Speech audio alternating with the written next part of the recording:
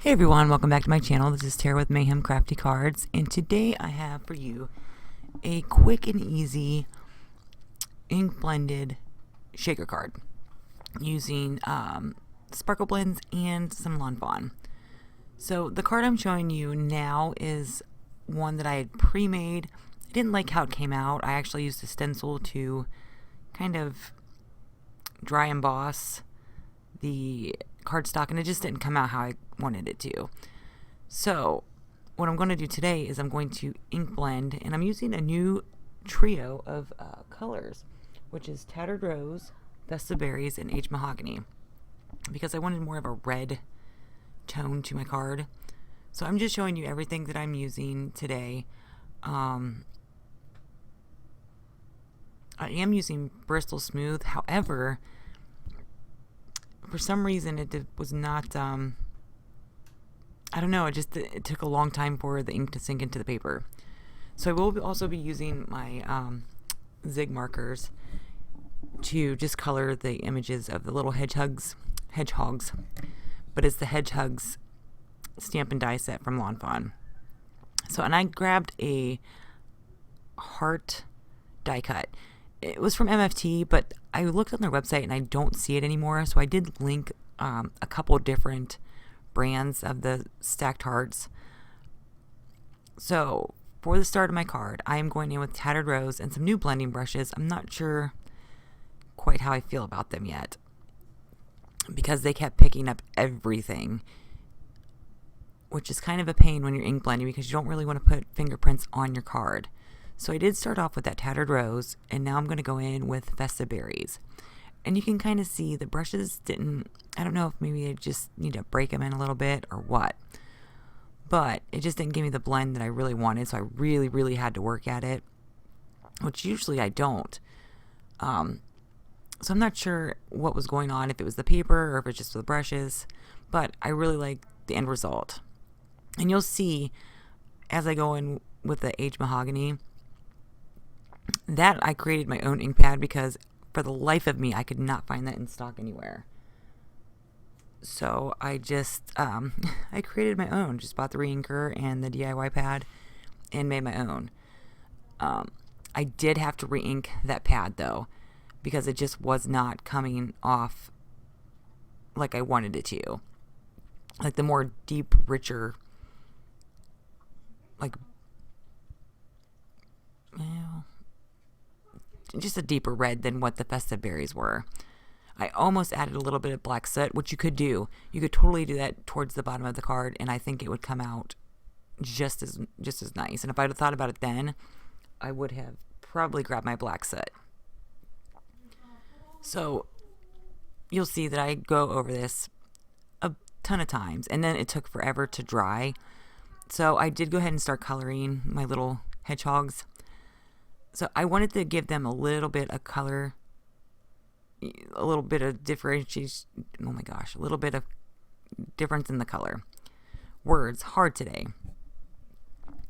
So I did go ahead and go in with the light brown and then the medium brown, and just kind of plopped it down where I thought it was going to look good without it being too dark. Once I get the color laid down though, I am going to go in with my colorless blender and go ahead and blend everything out. He still was a little lighter than I wanted him to be, but I think it really turned out better than what I thought it was going to with the coloring. So for the bottom, I just used a flesh color to I just didn't want him to be completely stark white, and I'm going to do that with both of them.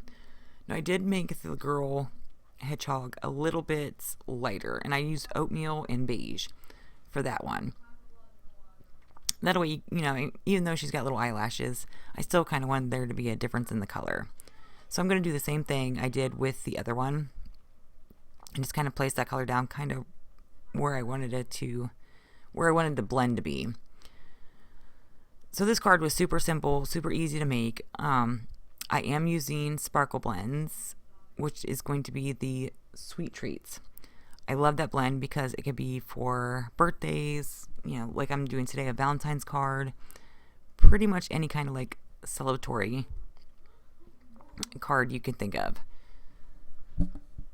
So after I'm done doing that, I did go ahead and cut out my heart. I'm going to put down, now I like using double-sided tape to lay my acetate down. For some reason with the glue, like liquid glue, it just kind of smushes out everywhere and then it gets stuck to my acetate.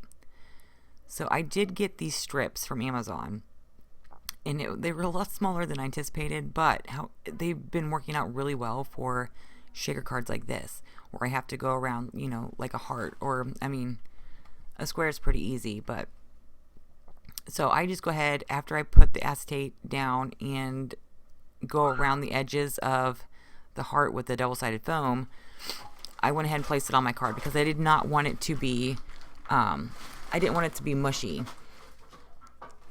So now I'm going to go ahead and add my sparkle blends, and my cat does make an appearance. So after I went ahead and laid those down, I did go ahead and pick out some of the bigger pieces just because I knew there wasn't going to be, there's not a lot of space.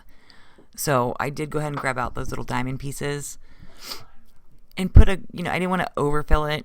I'm really bad about not putting a ton of blends in my shakers. But I do try to put, enough to where it's going to shake. So I did put little foam circles on the back of my little hedgehogs because I wanted to pop them up. And after I laid that first one down, I'm like, oh, I tried to peel up the little boy hedgehog, and it just wasn't peeling up. So I just had to kind of push their little snouts together. And I did go ahead and glue down the sentiment, which is just Happy Valentine's Day, and that came from the Love Letters stamp set from Fawn, along with that stitched sentiment die, and that's from MFT. And I did make sure I linked everything down below for you guys, from the sparkle blends to, I think the only thing I did not link was the zig markers. So thank you guys so much for watching. I really appreciate it. Stay tuned for more videos this year, and I'll see you guys next time. Bye.